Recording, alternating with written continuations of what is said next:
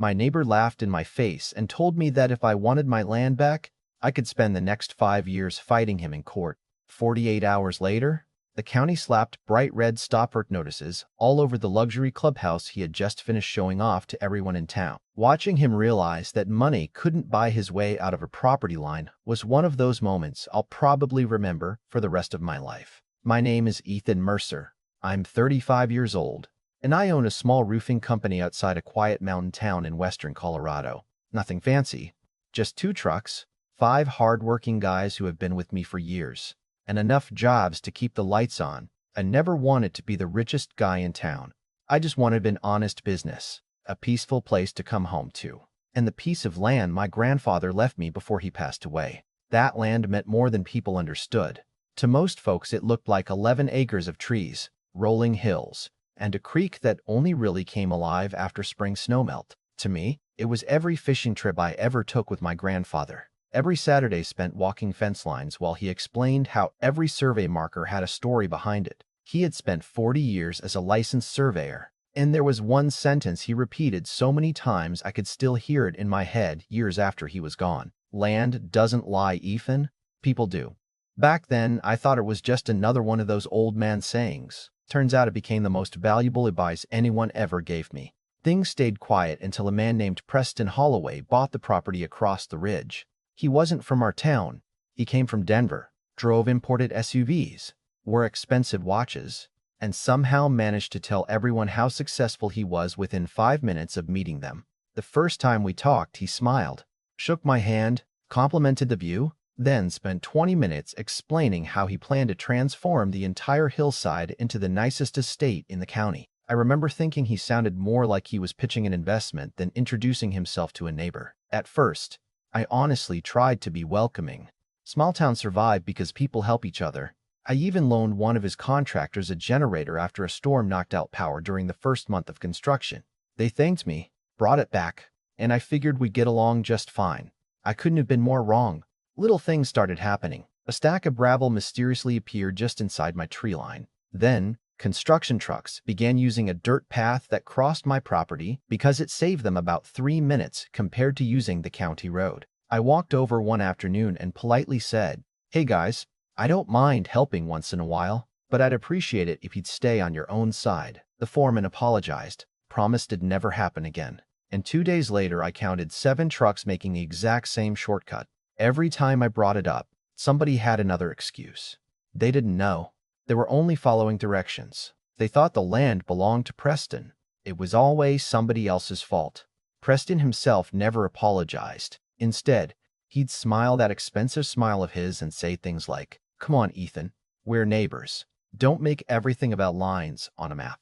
That sentence irritated me more every single time I heard it because those lines on a map were literally the difference between my land and his. By the 4th month, things weren't accidental anymore. They ran temporary power cables through the edge of my property without asking. They stored lumber beside my creek. Workers ate lunch sitting on my old fence posts like they were benches at a public park. Every conversation followed the same pattern.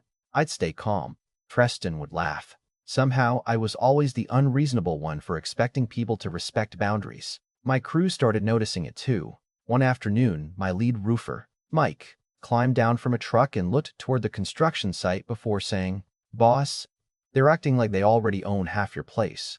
I laughed because I didn't want to admit how much that comment bothered me. But deep down, I knew he wasn't wrong. The breaking point came on a hot Thursday afternoon in July. We had a commercial roofing contract scheduled in the next county over, one worth nearly $9,000, and every minute mattered because thunderstorms were expected later that evening. I walked outside with my coffee, ready to leave, only to find a massive cement mixer parked sideways across my driveway. Behind it sat 2 dump trucks and a forklift unloading stone. Nobody could move because wet concrete was already being poured. I found Preston standing near what looked like a brand new pool deck, talking with an architect while holding rolled up blueprints.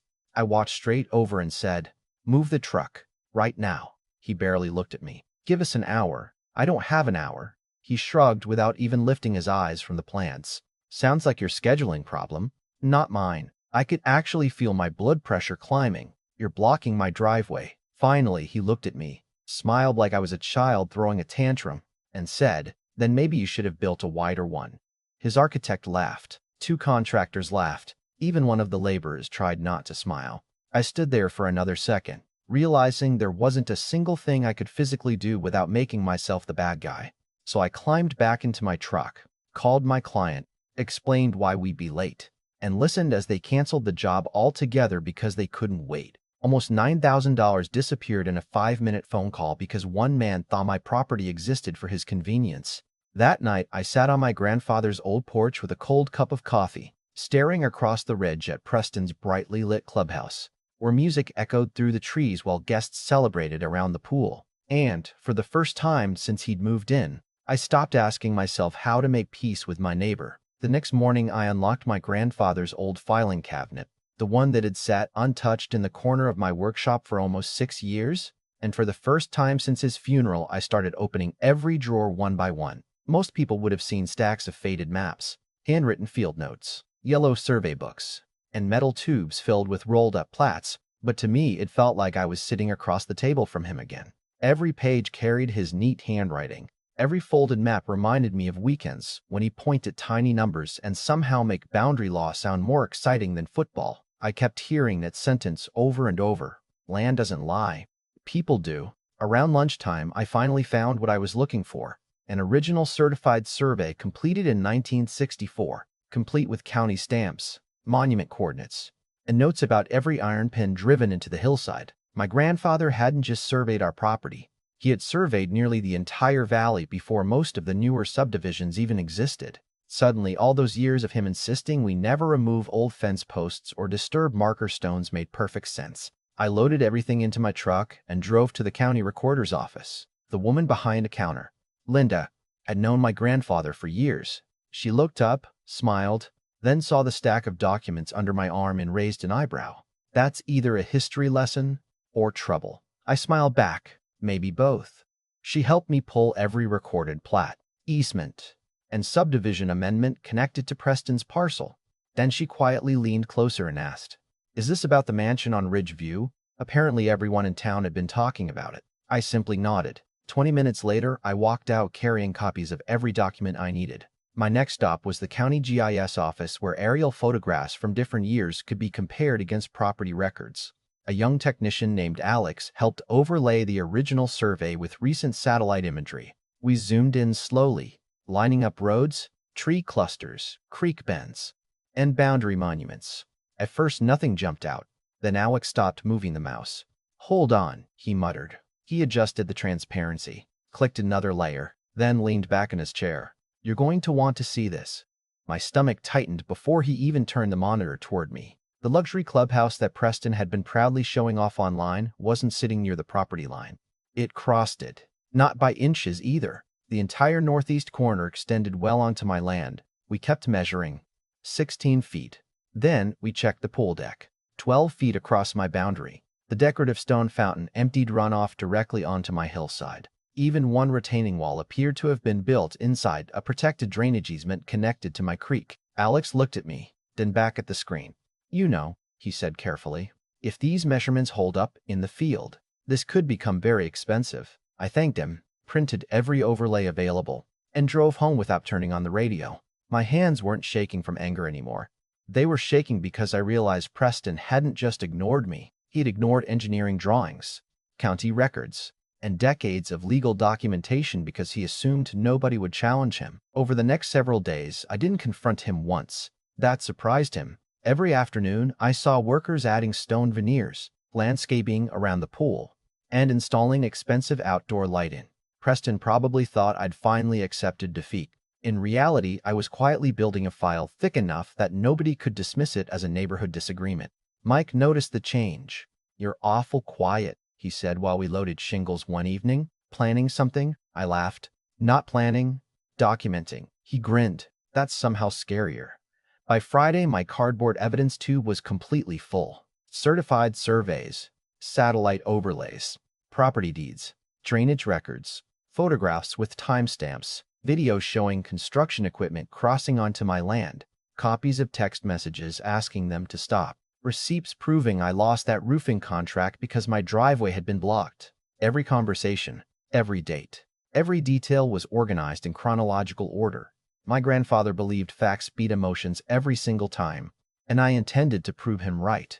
Monday morning, I walked into the county building department carrying that tube under my arm. The receptionist smiled politely until she noticed the amount of paperwork. "Can I help you?" she asked. "I believe an unpermitted structure has been built across my property line." She accepted the first survey, glanced at it, then frowned.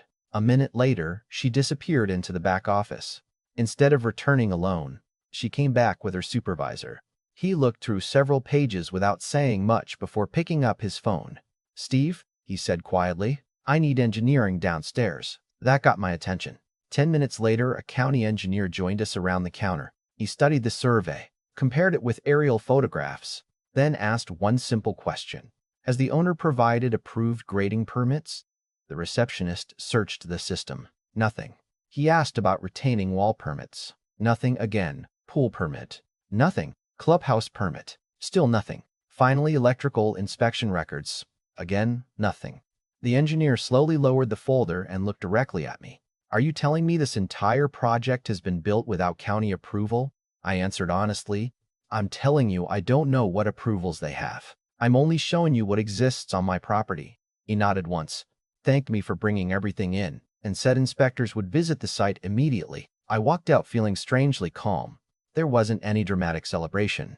No music playing in my head. Just relief that somebody else had finally seen what I've been trying to explain for months. Apparently word traveled fast because that evening, just before sunset, I heard tires sliding across gravel outside my gate. Preston climbed out of his SUV and slammed the door hard enough to shake the windows. He marched toward me without even pretending to be friendly. "What the hell did you do?" he shouted before he reached the porch. I answered questions honestly. His face turned bright red. "You filed complaints behind my back after 7 months of asking nicely?" "Yes." He jabbed a finger toward my chest. "Do you have any idea how much money is tied up over there?" I looked past him toward the mansion sitting on the ridge. "Probably more than you should have invested before checking where your property ended." For a second, neither of us spoke. Then he laughed, but this time it sounded forced. "You think a few surveys are going to stop this project?" I walked inside, returned carrying 2 folders, and handed him copies of the original boundary survey along with the county complaint receipt. He flipped through them faster and faster until his confidence started slipping. "This is ridiculous," he muttered. "My attorney will bury you." I couldn't help smiling. Those are bold words from a man who's standing on my property without permission. His jaw tightened. He crumpled the complaint copy in his hand, threw it onto my driveway, and climbed back into his SUV without another word. I watched his taillights disappear over the ridge, but something about the way he sped away told me this was the first time he'd realized the situation wasn't going to disappear with another sarcastic joke. The following morning, county trucks started climbing the hill, and by noon inspectors, engineers, and survey crews were walking every inch of the construction site with measuring equipment in their hands, while Preston stood nearby trying desperately to explain how it all had to be some kind of misunderstanding. But as each new measurement confirmed the last one, I began to realize that the biggest surprise wasn't going to be whether he had crossed my property line. It was going to be discovering just how many other rules he had broken without ever expecting someone to check. The inspectors returned the following morning with even more people than the day before. White county trucks lined the shoulder of the road. Survey crews unloaded tripods and GPS equipment, and 2 building officials carried clipboards thick enough to make it obvious this wasn't going to be a quick visit. Preston tried acting confident at first. He greeted everyone with the same polished smile he always used, cracking jokes, offering bottled water, talking about how excited he was to finish the project before the fall charity gala. Nobody laughed. Nobody accepted the water. They simply started measuring, one stake after another, one retaining wall after another. Every few minutes, someone would call out another number while another inspector wrote it down. I watched from my porch with Mike standing beside me, both of us pretending to organize roofing supplies while secretly following every step through binoculars. "Think he's nervous yet?" Mike asked quietly. "He's about to be," I answered. Around noon, the county engineer walked Preston toward the clubhouse entrance. Even from where I stood, I could see Preston's posture changing. His shoulders dropped. His hands started moving faster as he argued. Then one inspector pulled a bright red notice from his truck, walked to the front entrance, and stapled it directly beside the door. Another official placed one on the retaining wall. A third walked over to the pool equipment building. 3 red notices in less than 5 minutes. Construction stopped immediately. Workers shut down machinery, climbed out of equipment, and quietly began packing tools into trailers without anyone telling them to. Nobody wanted to be standing on an active job site that had just been red tagged. By late afternoon, the county had issued formal stop work orders covering nearly every major structure on the property. Over the next week, things only became worse for Preston. Engineers determined that portions of the hillside had been illegally regraded without proper drainage controls. Environmental staff documented runoff entering the creek during recent storms. Building officials confirmed there were no approved permits for the clubhouse, the retaining wall, or several utility installations. Every new inspection uncovered another violation. The final report landed like a hammer. Everything that crossed the boundary had to be removed. The retaining wall had to be demolished. The disturbed hillside had to be restored. Drainage had to be reconstructed. Utility lines had to be relocated. The estimated financial exposure exceeded $2 million before attorney fees or construction delays were even included. Suddenly, the same neighbors who had attended Preston's pool parties every weekend stopped showing up. Contractors demanded payment before returning. Subcontractors filed liens. Rumors spread through town faster than wildfire. But I never added to them. I had spent months trying to avoid this fight. I wasn't interested in humiliating him. I only wanted my property back. 9 days later, I was repairing a customer's roof when my phone rang. It was Preston. His voice sounded nothing like the man who had mocked me across the driveway. "Can we talk?" he asked quietly. I agreed to meet him that evening on the edge of our properties. He looked exhausted. His expensive boots were covered in mud. His shirt was wrinkled. And for the first time since I'd met him, he looked like someone carrying consequences instead of confidence. "I want to settle this," he said. "Tell me what it'll take." I looked past him toward the silent clubhouse sitting behind yellow caution tape. "This stopped being about money a long time ago." He rubbed his face. "I made mistakes." "No," I replied calmly. "You made choices. You ignored surveys. You ignored conversations. You ignored property lines because you assumed nobody would challenge you." He stood there without saying anything. After a long silence, he asked, almost in a whisper, "So that's it?" I nodded toward the old survey tube tucked under my arm. "My grandfather settled this 60 years ago with a stamped survey and honest work. All I did was hand his paperwork to the right people."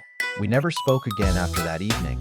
A few weeks later, just after sunrise on a Tuesday, the demolition crews arrived. Excavators rolled slowly up the hill.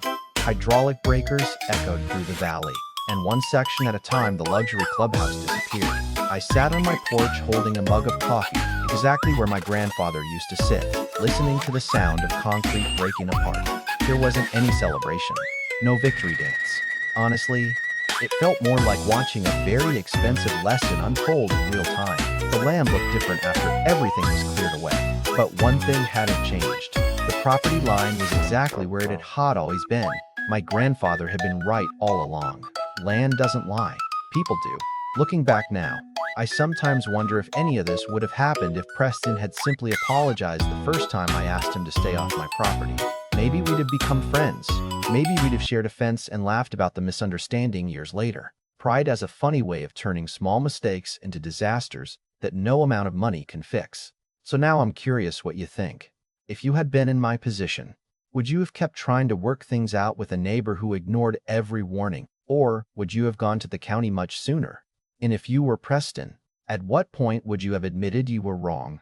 Let me know down in the comments because stories like this always spark strong opinions. And I'm genuinely interested to see where you think the line between protecting your rights and giving someone one more chance should be.